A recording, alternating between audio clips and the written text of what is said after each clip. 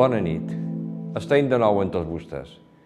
Una altra setmana venim amb nou material, noves experiències, nou contingut. I avui serà més ample.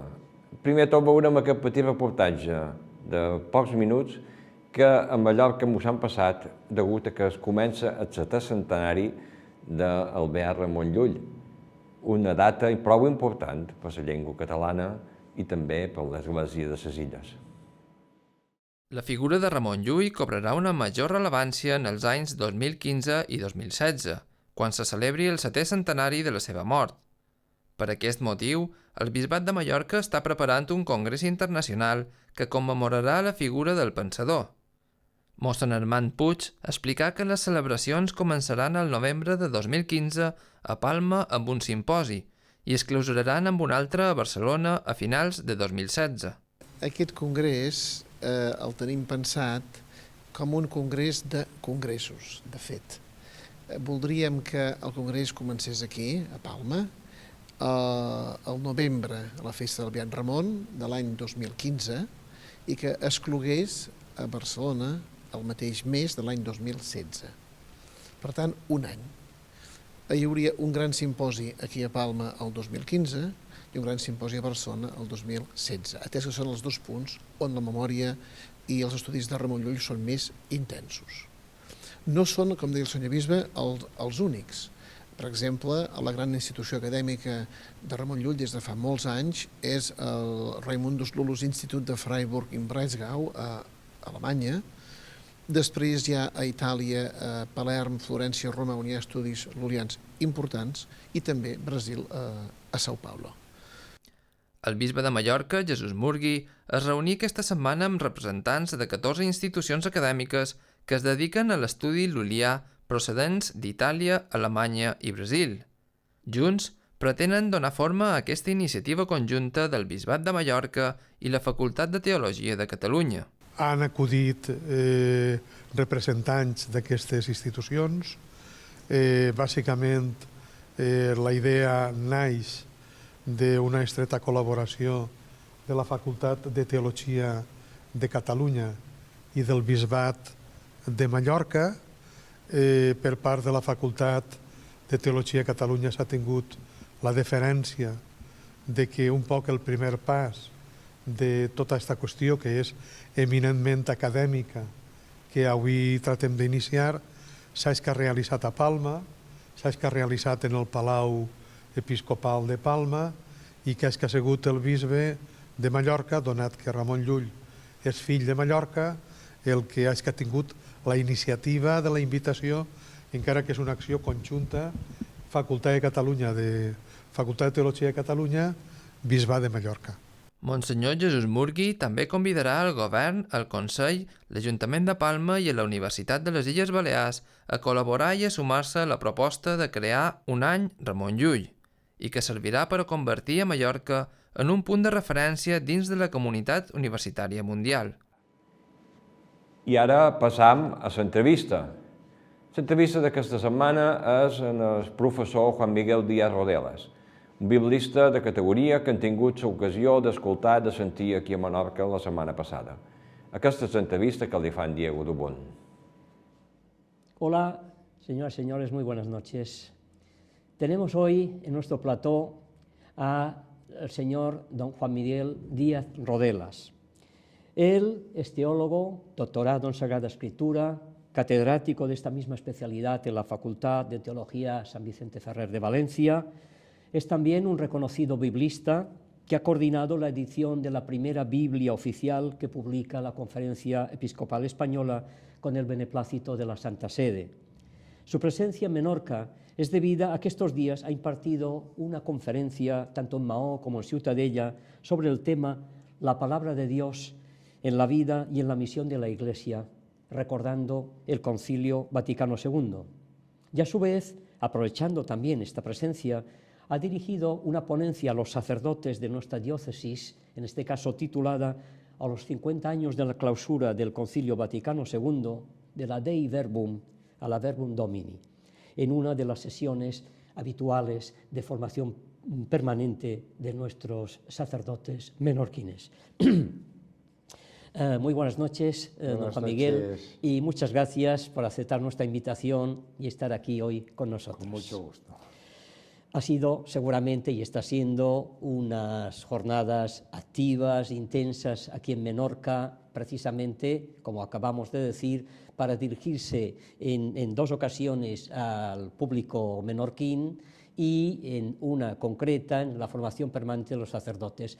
¿Qué impresión primera tiene de estas intervenciones de su parte? Prescindiendo del frío, que han sido unos días realmente Marcadas por el frío, helados, ciertamente, marcados por sí. el frío, el ambiente ha sido muy cálido, tanto aquí en la ciudad de Mahón, la primera noche, el día mismo que llegué, y como después en Ciutadella ayer, más público, el día era más apacible, y entonces la gente acudió en mayor número. Y a mediodía con los sacerdotes. Es verdad que arriba en el monte, en el santuario de la Virgen, sopla el viento más, pero Sí. acudió un buen grupo de sacerdotes y vivimos un ambiente muy agradable, de mucha fraternidad y de comunicación, de diálogo. Muy bien. Hablemos un poquito precisamente en primer término de lo que ha sido uno de los acontecimientos, la edición de esta Biblia precisamente. Existen ya muchas ediciones de la Biblia. ¿Con qué finalidad se ha elaborado esta nueva traducción? Y en todo caso, ¿qué repercusión práctica tendrá? Se ha querido ofrecer al pueblo cristiano, a todo el pueblo de Dios, una traducción uniforme de toda la Biblia, de la cual se vayan a tomar las lecturas que se proclaman en la liturgia de la Iglesia. Sí. Además que se use también en la catequesis, será obligatorio en los ámbitos de lengua castellana de España y en la enseñanza de la religión. El deseo es que también dentro de la enseñanza de las ciencias eclesiásticas pues sea la Biblia de referencia principal. ¿En orden a qué? En orden a que nuestro lenguaje religioso adquiera una coloración bíblica Sí. más clara. A veces nos movemos en un lenguaje pietista, en un lenguaje doctrinal dogmático, y son ámbitos importantes de la reflexión y de la expresión religiosa cristiana, católica, pero pienso que también el punto de referencia primero es precisamente la palabra de Dios escrita. ¿Cuál es en todo momento la misión principal de la Iglesia? Digo en todo momento porque esto parece que no va a cambiar en el transcurrir de los tiempos, ¿verdad? Parece que hay que decir lo que dice el Papa, lo que dijeron los obispos en el último sínodo sobre la palabra de Dios en la vida y en la misión de la Iglesia, es anunciar la palabra de Dios, lo cual significa, en definitiva, anunciar a Jesucristo, su salvación, su propuesta de vida, el rostro que nos ha manifestado Dios Padre. En definitiva, anunciar la palabra de Dios. Y precisamente en una cultura que arrincona a Dios, ¿cuáles son los auténticos desafíos a los que debe enfrentarse hoy el anuncio de la palabra de Dios?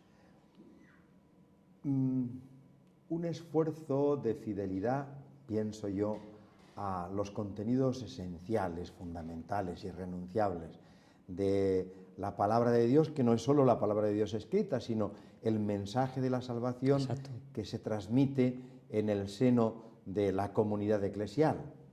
Fidelidad por una parte y luego el esfuerzo que siempre ha hecho la Iglesia a lo largo de los siglos por transmitirlo de manera que sea percibido.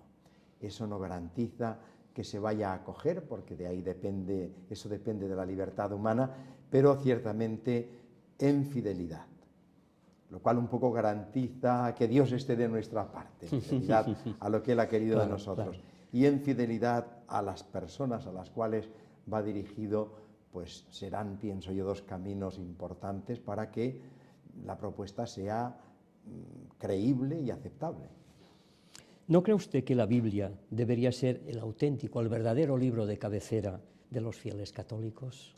Sin duda, subrayo, esa afirmación, porque antes lo decía del lenguaje, nuestra manera de hablar de lo religioso, pero ahora ya es un terreno mucho más concreto, que es nuestra formación espiritual A veces dependemos de sucedáneos, que también nos pueden ayudar, pero la Biblia debe ser la principal fuente de la formación de la mente y sobre todo del corazón del cristiano, sin duda ninguna. El Concilio Vaticano II es considerado en todo el mundo católico, sin duda, el acontecimiento más trascendental, más importante del siglo XX. Transcurridos ya 50 años, ¿podemos decir que tenemos la Iglesia que pretendió el concilio?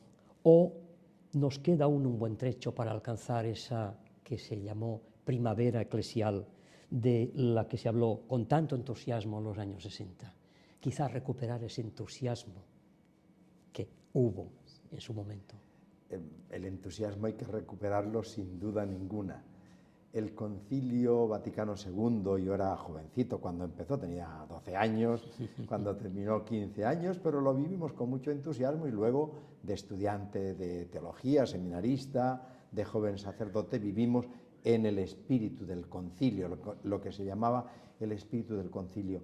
Pero en definitiva, el momento conciliar, Vaticano II, fue un revivir de esos momentos que la Iglesia ha vivido a lo largo de su historia ya de milenaria. De querer reencontrarse con el Evangelio.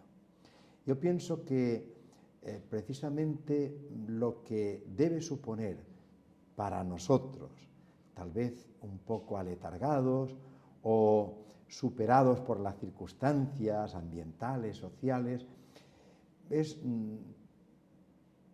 retomar la confianza en que el Evangelio es capaz de ofrecer a la gente, a las personas, a nuestros contemporáneos, razones profundas para vivir, para ser felices y, por consiguiente, para vivir con alegría. Entonces, ese espíritu que sin duda se retomó en la época conciliar, inmediatamente antes del concilio, cuando Juan XXIII lo convocó, en la preparación, en el desarrollo, en los años del posconcilio, creo que es una referencia importante, sabiendo que pues, estamos en otro momento. Efectivamente. A su juicio, ¿cuáles son los grandes retos del siglo XXI en relación precisamente al acervo del Concilio Vaticano II? ¿No necesitamos de verdad desplegar todo su potencial? Porque entendemos que no hemos llegado a desarrollarlo en su totalidad. ¿Deberíamos desplegar todo ese potencial que alberga el Concilio Vaticano II? A mí del concilio hay un aspecto que además subrayó Pablo VI, a quien se podría definir el gran papa del concilio, porque sí, fue el que lo concluyó, le dio continuidad, y fue siguiendo el desarrollo, la aplicación del concilio. Es el diálogo de la Iglesia con el mundo, el diálogo de la Iglesia con la sociedad. Un diálogo que no fue fluido durante muchísimo tiempo, un diálogo que no se daba, de alguna manera, y hablando en términos generales.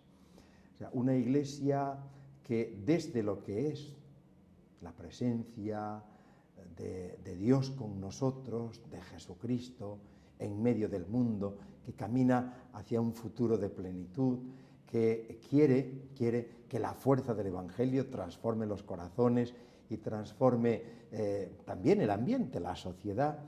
Una Iglesia que desde esa conciencia quiere proponer al mundo en actitud de diálogo, reconociendo las cosas buenas que hay en el mundo, teniendo en cuenta lo que hay de malo también, porque Satanás no duerme y el mal está ahí, evidentemente, también dentro de la Iglesia.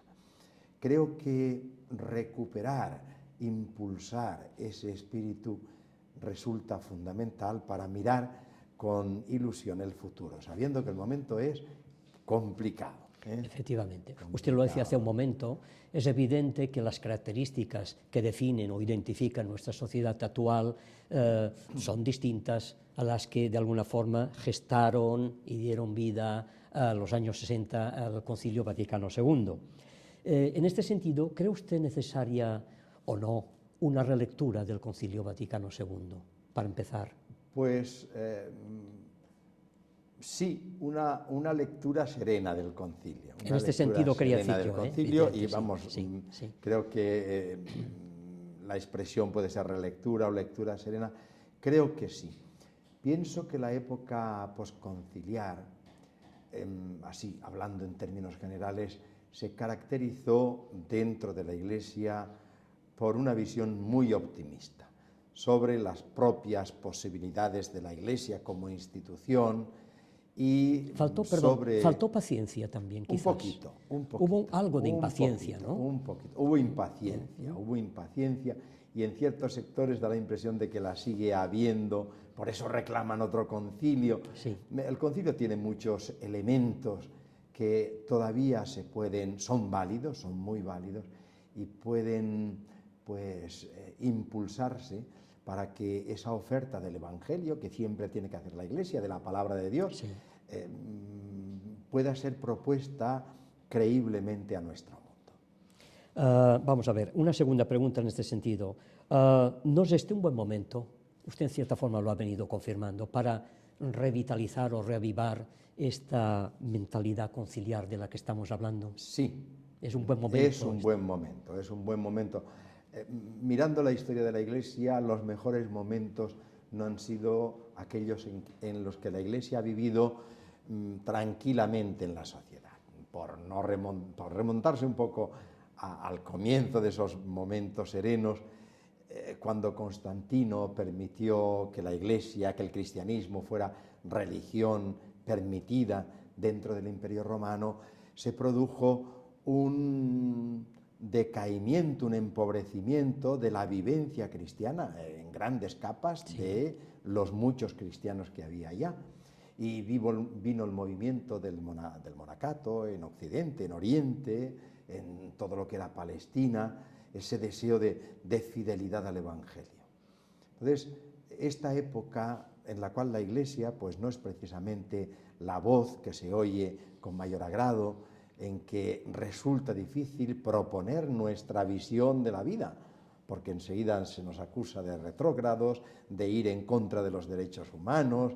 Pienso que este momento es un momento de gracia, un momento singular para, pues eso, hacer lo que quiso hacer el concilio, proponer en el mundo el gozo de la salvación que nos ofrece Dios en Jesucristo. Quizás desde la coherencia también los cristianos debemos esforzarnos para dar razón de nuestra esperanza, precisamente, ¿no? Quizás ahí también. Ciertamente.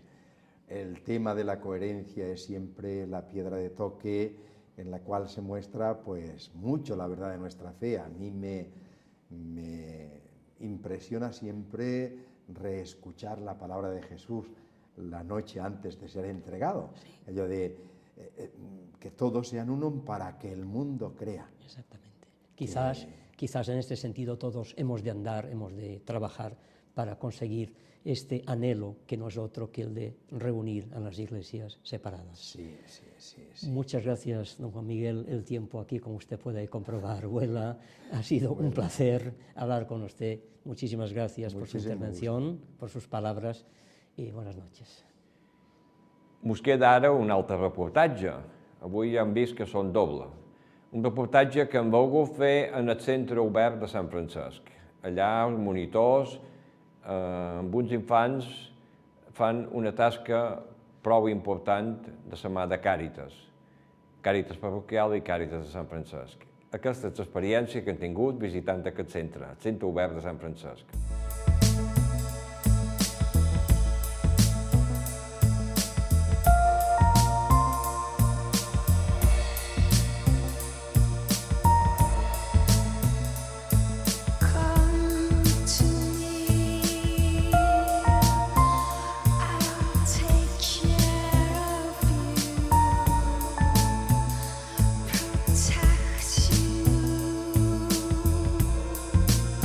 El Centre Obert Sant Francesc, en la que és la seva segona etapa, va obrir les seves portes l'any 2008. El centre és una iniciativa de Càritas Diocesana i la parròquia de Sant Francesc. Compta amb 2 monitores i l'educadora i a la col·laboració de diferents voluntaris. El centre es troba ubicat a Sant Francesc, a la cripta, en un espai prou gran que permet dur a terme activitats al pati i a l'interior. Els FIES venen de totes les escoles de Mó. La coordinadora del centre ens explica els seus objectius. El Centre Obert de Sant Francesc és un centre on hi ha FIES de diverses edats, de 6 a 14, 16 anys. Enguany s'ha apuntat a unes edats molt més elevades, fins ara eren edats molt més curtes i per abastir a més FIES, per poder ajudar més FIES, s'ha arribat fins als 16. Aquests FIES provenen de famílies més humils, més pobres, no només de l'illa de Menorca, sinó d'altres poblacions, com equatorianes, com bolivianes, un poc de qualsevol civilització i cultura, també marroquins i magrebins. Què s'intenta fer en el centre obert? El que s'intenta és que els FIES que més ho necessitin, que solen venir derivats de serveis socials, com de l'escola, com les pròpies famílies, venguin i puguin tenir un espai on els FIES intercanviar tant la cultura, com activitats, com moments, i que a la vegada s'integrin a el que és una nova societat o unes noves mancances que ells puguin no que puguin tenir, sinó per evitar que ells tinguin, que sigui una forma de prevenció, que això és un poc l'objectiu principal que se té. Cuenta una antigua leyenda paraguaya que si en tu casa escuchas ruidos extraños, oís ruidos de cadenas o ves espectros deambulando... Nosaltres ara estem fent un conte de misteri, perquè els FIES més grossos els agrada el tema de misteri, per després, a partir d'aquest conte, faríem un còmic o un dibuix de les històries que més li agraden. I bàsicament jo primer els llegiria el conte i després ells decideixen quina història de les dues volen fer i ho dibuixaran. Eso le ocurrió a Dionisio. Él y su familia se establecieron en una localidad llamada Campo Nuevo. Comenzaron a construir su casa y pronto empezaron a escuchar ruidos extraños, aullidos y voces misteriosas. En una ocasión, una sombra empujó a Dionisio de su bicicleta unos metros y en otra, un espectro sacudió fuertemente un naranjo hasta hacer caer a casi todos. Nosaltres primer fem, els homes van arribant, els primers quart d'hora, i els feien la benvinguda, els tenen que saludar, com els ensenyant que quan entren han de fer... Hi ha un procés que hi ha que saludar, hi ha que motsem, comentar com el que es farà durant els capvespres, això ho vam explicar. Després ens dividim en dos grups, els més grossos i els més petits, i fem un poc d'activitat educativa. En aquest cas avui fem un conte i els grossos també fem lectoescriptura avui. Altres dies fem jocs de nombres, altres dies fem puzzles, memories... Bé, fem un poc el que és educatiu. Berenam i després fem jocs, ja més d'oci i temps lliure. I això és el capvespre. Després la bereneta, oci, i després fem la despedida. Fem com una petita assemblea i comentam com ha anat el capvespre, i si hi ha hagut el que els ha agradat més o el que no, i comentam com ha anat el dia i fem la despedida. En el centre obert, principalment els objectius són crear un espai on els FIES puguin aprendre mitjançant activitats que no siguin tan acadèmiques, puguin aprendre un altre tipus de valors, com els valors del respecte, del companyerisme, aprendre hàbits d'higiene, tallers de cuina, amb els tallers de cuina es puguin aprendre habilitats sense les mans, sempre intentant separar el que és els deures de l'escola, que ja és més purament acadèmic, amb un espai que ells es puguin divertir, però al mateix temps puguin aprendre coses. I això bàsicament ho fem possible mitjançant nosaltres programem cada mes programem un tipus de programacions en què fem activitats segons les dates. Si és Setmana Santa, fem activitats més dirigides a la Setmana Santa, si és Nadal, més dirigides a Nadal. I amb aquestes programacions sempre miram que les activitats tinguin alguns objectius.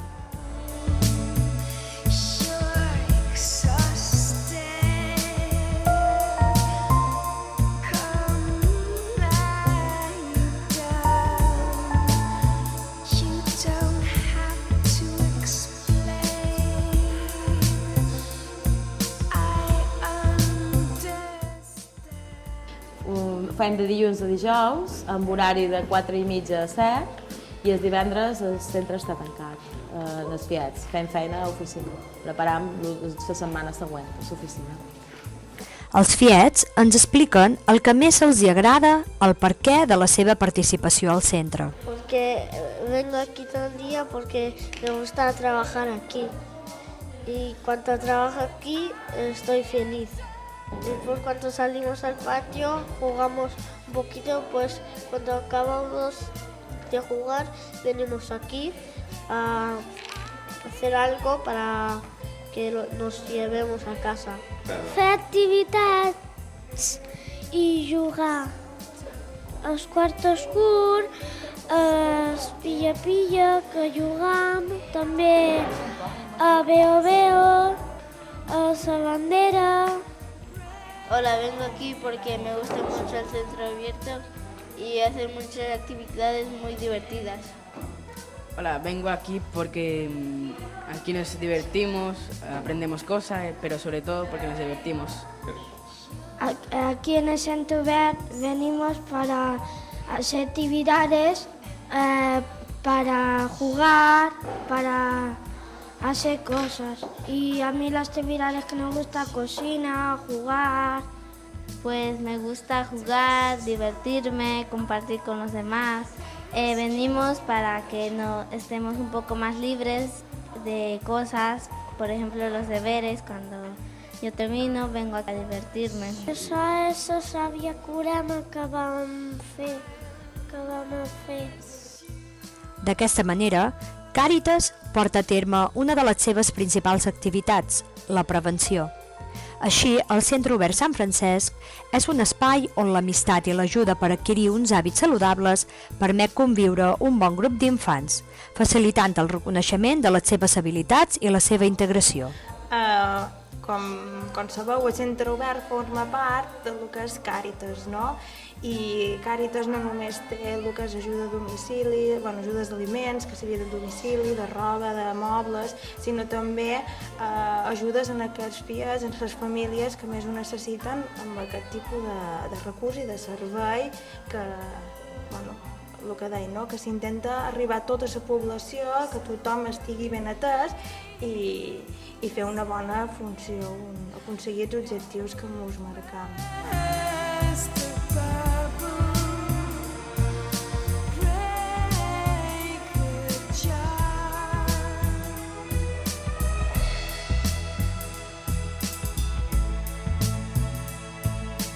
Bé, i això és tot. Que tinguin bona setmana. Bona nit. Només hi queda veure les activitats i la paraula. Adéu.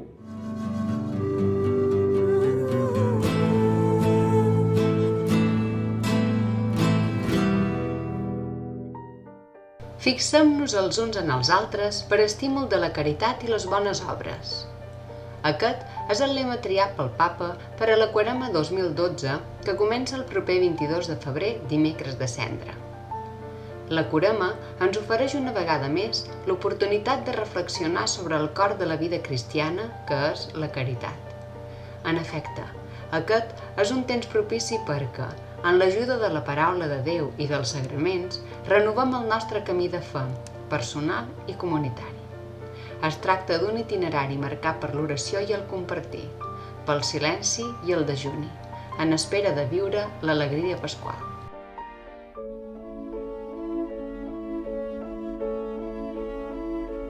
Llavors vingueren uns homes a dur-li un paralític que portaven entre quatre. Veient que en tanta gent no podien dur-lo fins a Jesús, van fer un forat al sostre sobre l'indret on ell era i van baixar la llitera on jeia el paralític. Jesús, en veure la fe d'aquella gent, diu al paralític: «Fill, et són perdonats els pecats».